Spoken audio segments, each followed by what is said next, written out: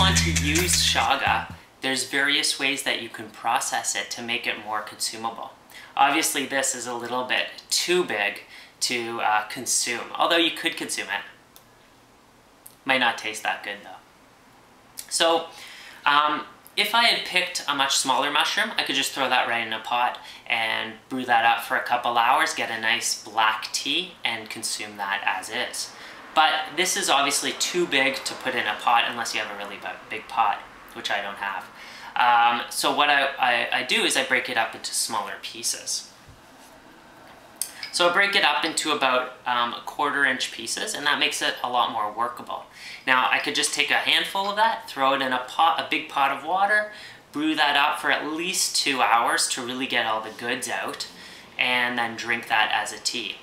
And the great thing about chaga is it's the mushroom that keeps on giving. After you brew up a tea and drink it once, you can add water and brew it again. And you can do that actually a few times. You keep on getting a nice black medicinal tea. Now, if you want to eat it, which you can do, this isn't really practical because it's just like eating a piece of bark or a piece of wood, which isn't too tasty. So the next step is we can actually grind it up into a powder. And that's also what I've done. I've taken the chaga and I've ground it up into a nice fine powder. So I could even use that as a tea, or I can consume it and eat it as a food, in a smoothie, in an ice cream, in a medicinal shake even. So that's a really nice way to store it and keep it as well if you want to eat it.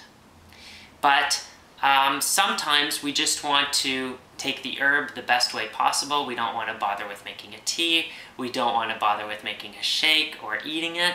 So the other thing we can do with it is by making a tincture with it.